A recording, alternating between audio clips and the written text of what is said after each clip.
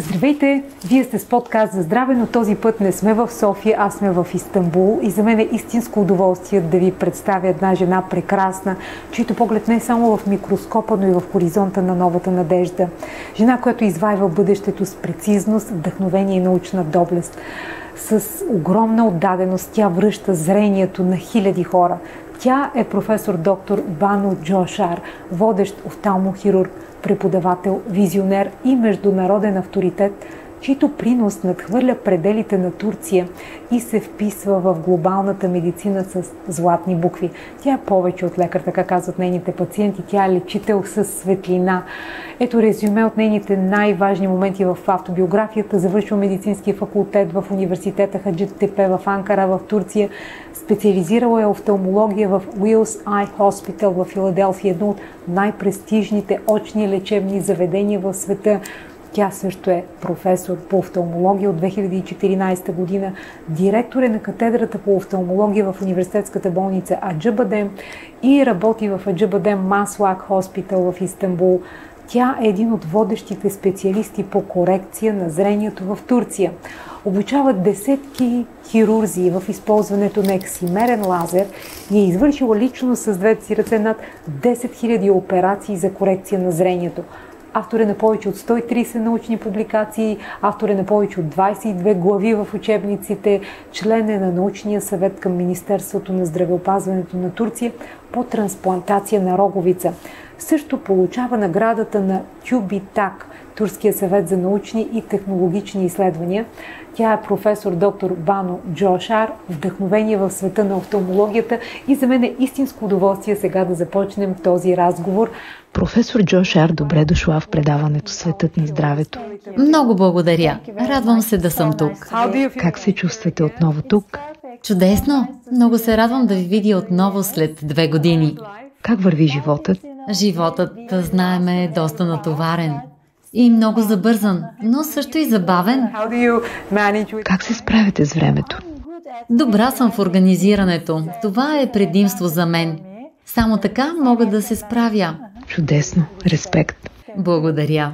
Професор Джошар, Вие лично сте възстановили зрението на хиляди хора. Какво е чувството да си до някой, който вижда света ясно за първи път, именно благодарение на вашите ръце? Усещането е страхотно, наистина. Когато някой отново вижда ясно, след известно време, това е момент на голяма радост. Особено, когато е станало чрез моите ръце. Но знам, че за това допринасят също знанията и вярата на пациента, че ще вижда отново. Всичко това допринася за този невероятен момент. В такива мигове се чувствам изключително привилегирована да съм офталмолог. И да споделите този специален момент с тях абсолютно. А зрението е много повече от оптика, нали? То е нашата връзка с света, с красотата, с хората, които обичаме. Какво по-дълбоко значение има зрението за вас като лекар и като човек? Както казахте, зрението не е само оптика. То ни свързва с красотата, с лицата, които обичаме, с спомените ни. И когато възстановяваме зрението, ние възстановяваме не само способността човека да вижда. Възстановяваме и достоинството на този човек. Възстановяваме неговата независимост. Представете си един възрастен човек. Когато не може да вижда, той не може и да се движи самостоятелно. Когато възстановим зрението му, ние всъщност възстановяваме неговата независимост. И това е много ценно. И възможността му да се самообслужва. Точно така. След толкова много операции зад гърба ви, как се разви вашият подход към всеки пациент? От техническа, емоционална, дори от философска гледна точка? Не съм сигурна, че съм променила перспективата си, кой знае колко. Винаги съм била много чувствителна към техническото изпълнение при операция и това все още е така. Но сега знам, че в медицината не става въпрос само за знания. Става въпрос и за емоции. Когато някой изгуби зрението си, това носи много емоции. Сега се вслушвам в пациентите си по-внимателно. Опитвам се да разбера техните зрителни нужди. Опитвам се да разбера как прекарват деня си. Така мога да преценя, например, коя ще е най-подходящата вътреочна леща. Всяка операция, всяка леща има предимства и недостатъци. Когато разбирам пациента по-добре, тогава мога да преценя по-правилно кое би било по-полезно за него. И така се развих през годините. Като директор на катедрата по офталмология в университета Джабадем, как възпитавате, как обучавате следващото поколение офталмолози не само по отношение на умения, но и на ценности, на онази вътрешна етика, която някак е все по-рядко срещана в наши дни? Така е, за съжаление. Разбира се, аз им преподавам не само медицински знания. Медицинските познания са много важни, но етиката е не по-малко важна. Емпатията към пациента е много важна също и аз я ценя високо. И се опитвам да науча моите студенти, моите специализанти на тези ценности. Винаги се стремя да ги възпитавам с тези чувства и с тази емпатия към пациентите.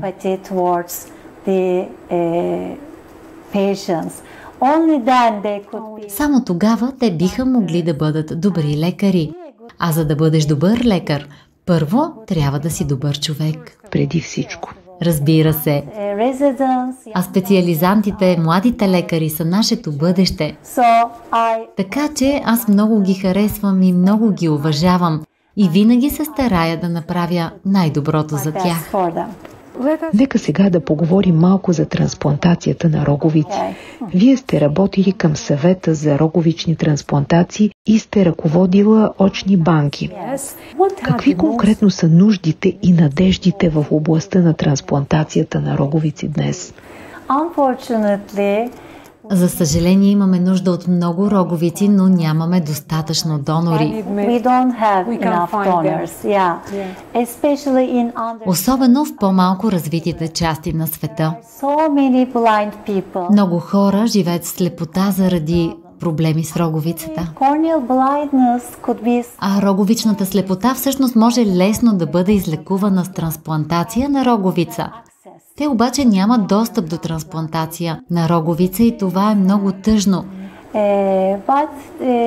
Но винаги има надежда. Трябва да се борим и да работим по-здраво. Трябва да отворим повече очни банки. А също така има и биоинженерни разработки в развитие. Опитваме се да разработим изкуствени роговици. Вече има такива проучвания. Прилага ли се изкуствена роговица в момента? Да, дори в Турция го прилагаме.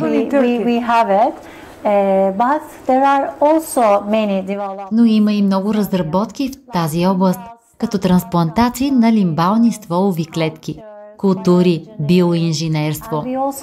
При нас прилагаме също и ламеларни техники на слоеве от роговицата.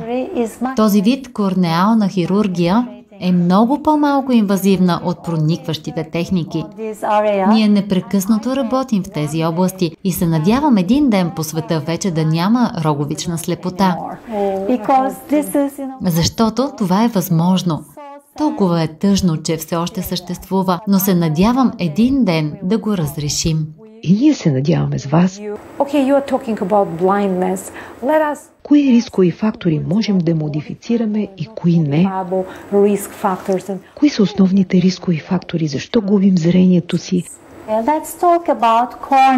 Ако говорим за проблеми с роговицата, има, например, едно заболяване, наречено кератоконус. Това е изтъняване на роговицата и е прогресивно заболяване. Започва по време на пубертета. Ако диагностицираме това заболяване в ранен етап, има лечение, наречено крослинкинг. Ако диагностицираме рано и приложим това лечение, заболяването няма да прогресира. Но ако не го направим, заболяването прогресира все повече и повече. Крайна сметка, пациентът губи зрение и е необходима трансплантация на роговица. Това е предотвратимо. И има толкова много други примери. Да вземем, например, инфекциите на роговицата. Ако се диагностицират рано, ако се лекуват правилно, те не могат да завършат с загуба на зрение. Но ако не се лекуват на време, роговицата губи прозрачност и крайният резултат е слепота. Тоест, трябва да се намесим възможно най-рано. Да, ранната диагноза и лечение са от ключово значение. А сега, професор Джоша, нека поговорим за новите, за съвременните подходи към лазерната корекция на зрението. Лазерната корекция на зрението е една от основните области, в които работя. И тук в тази болница разполагаме с авангардни технологии. От авангардни технологии имам предвид, че бихме могли да направим Femto-LASIK процедури, Trans-PRK и лентикуларна хирургия. Хората искат да се освободят от очила, особено младите хора. Лазерната корекция на зрението не е трудна. Това е кратка операция. Трае само 15 минути. Но изборът на точните пациенти е много важен. Ако не изберем правилния пациент, ако не извършим правилно всички предоперативни изследвания, резултатът може да не е перфектен. Имате ли такива случаи? В моите ръце не, защото преди операцията прекарваме час и половина с всеки пациент. Правим всички необходими изследвания. Проверявам всичко изключително внимателно и понякога казвам не на пациентите си. Обяснявам, например, че веднага след операцията ще бъде добре, но след 10 или 15 години може да има проблем с роговицата. Когато правим това, когато подбираме само правилните кандидати за лазер, крайният резултат е добър. Тоест, добрия подбор още от самото начало е нещо много важно. Да, операцията отнема само 15 минути, но предоперативната оценка продължава час и половина. Ако направим това правилно, крайният резултат ще бъде много задоволителен. Може ли да споделите с нашата аудитория някои вдъхновяващи истории от вашата практика? Толкова са много. Имам много пациенти. Както знаете, имаме и пациенти от чужбина. Имала съм пациенти с слепота от повече от 20 години. Защо? Заради проблеми с роговицата. Инфекция на роговицата и последващо увреждане. Те идват в стаята с помощта на друг човек, дори не могат да седнат без помощ. Но след това просто преминават трансплантация на роговица и на двете очи. И на двете очи. Не едновременно, но в разстояние на 3 или 6 месеца. И тогава започват да виждат. Както казах преди, проблемите с роговицата са лечими, защото останалата част от окото е нормална. Ретината е нормална, зрителният нерв е нормален. Това е такава радост за мен. Това е толкова, знаете ли, прекрасен спомен за мен.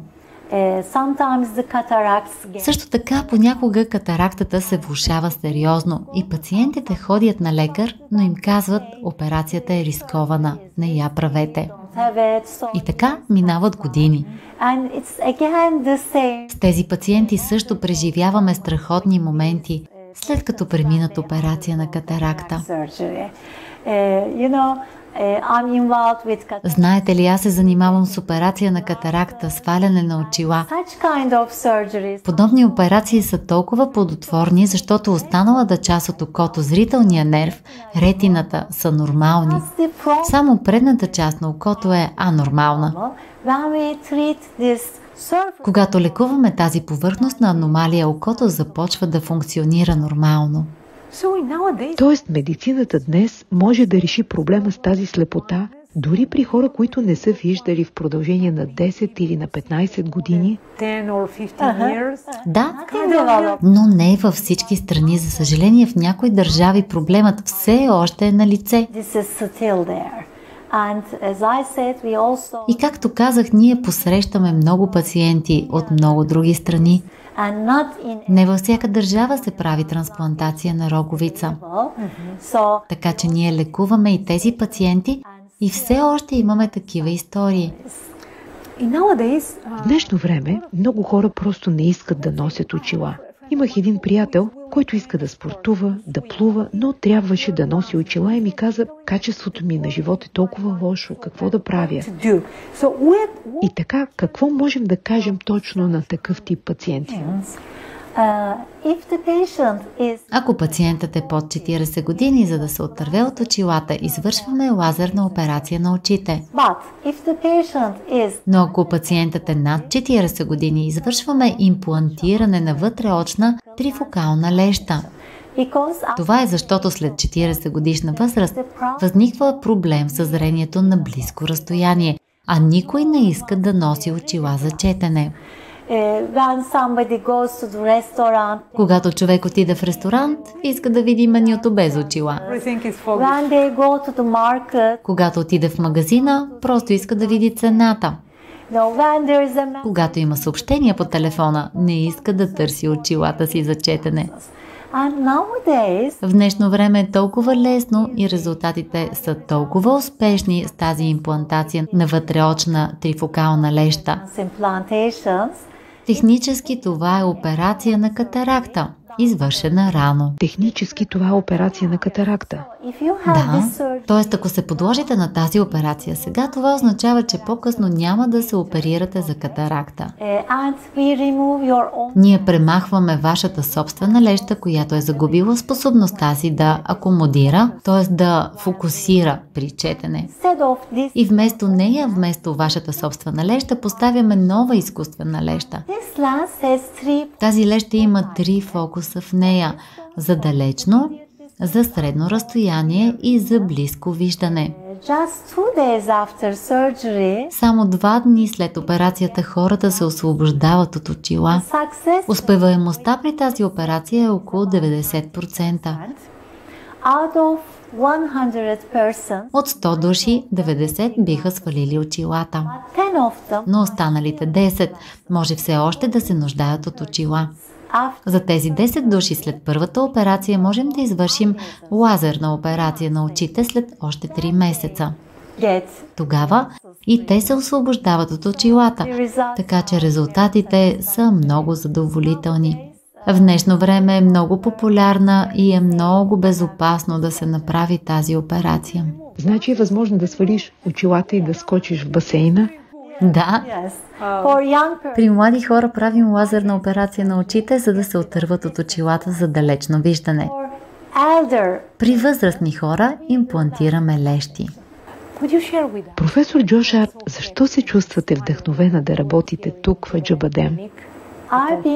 Работя в Аджабадем през последните 22 години. 22 години? Винаги тук, на същото място, това е невероятно. Дълго време. Но харесвам тази болница поради много причини. Това е университетска болница. И знаете ли, аз много се занимавам с изследвания. Харесвам и да преподавам. Имам специализанти. И предклиничните подразделения на Аджабадем също са много добре развити.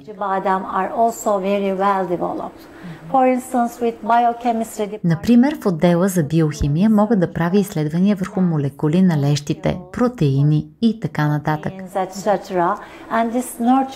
И това ме зарежда много.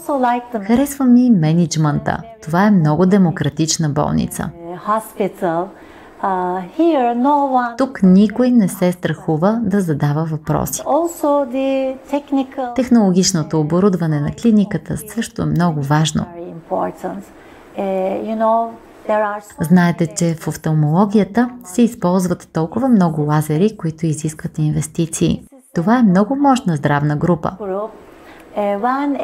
Когато на пазара се появи нов лазер, бихме могли да го закупим. Можем да направим тази инвестиция.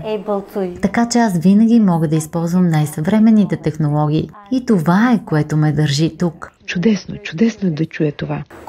Какво е вашето послание към нашата българска аудитория? Имаме много пациенти от България, защото сме съседи.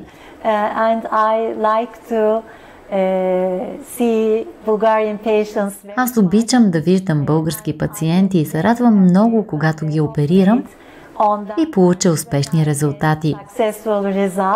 Благодаря ви, че ни посетихте. За какви проблеми идват българските пациенти най-често при вас? За трансплантация на роговица, но също за лазерна хирургия и имплантация на вътреочни лещи. Професор Джошар, Кой момент или среща с пациент промени начина, по който мислите за медицината? Има ли нещо, което ви докосна отвъд науката? Докато ми задавахте въпроса, си спомних много от моите пациенти. Говорим за успешни резултати, но понякога се налага да оперираме даден пациент многократно. Спомням си една пациентка, младо момиче. Преди да дойде при мен, беше оперирана в родната си страна около 30 пъти. Да, това е действителен случай. След това аз я оперирах около 10 пъти. Имаше вроден тумор на окото. Носеше неподходяща протеза. Опитах се да й направя по-подходяща.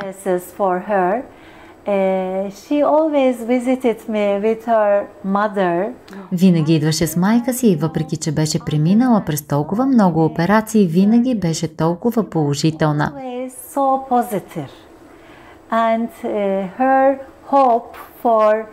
Нейната надежда за живот ме впечатли много. Никога не я забравям. Надежда за живот и толкова много операции. Да, но тя никога не се оплаква. Винаги се усмихва и се справя въпреки многото тежки операции. Какъв беше източникът на този оптимизъм? Мисля, че имаше чудесно семейство. Виждала съм майка и толкова много пъти. Тя е много грижовна жена. Цялото семейство беше изпълнено с любов към дъщеря им, а тя никога не се оплакваше и винаги се усмихваше. Сега операциите при нея са приключили. Вече има протеза, която пасва по-добре. В интерес на истината не перфектно, но по-добре от преди. Вярвам, че с тази огромна душа тя винаги ще постига чудесни неща в живота и винаги ще бъде щастлива. А вие сте прекрасен човек. Благодаря ви изключително много, професор Джошар, за споделеното време с нас. Бъдете здрава и респект за всичко. Беше един много вдъхновяващ разговор, наистина. Разговорът с професор Джошар като един отворен прозорец към науката, към човечността, към едно бъдеще, в което медицината не просто лекува, а възражда. И тя е доказателство, че когато очите са водени от сърцето, визията не е само ясна, тя може да бъде трансформираща. Благодарим ви, че бяхте с нас като лекар, като човек, като един посланник на светлината в един все по-непрозрачен свят. И това, което професор Джошар каза, семейството е нещо много важно за крайния изход на всеки терапевтичен процес. Така че нека да бъдем любящи и подкрепящи хора и членове на семействата, защото това има огромно значение за крайния терапевтичен резултат на всеки вид лечение. Живейте с вдъхновение и се дръжте за мечтите.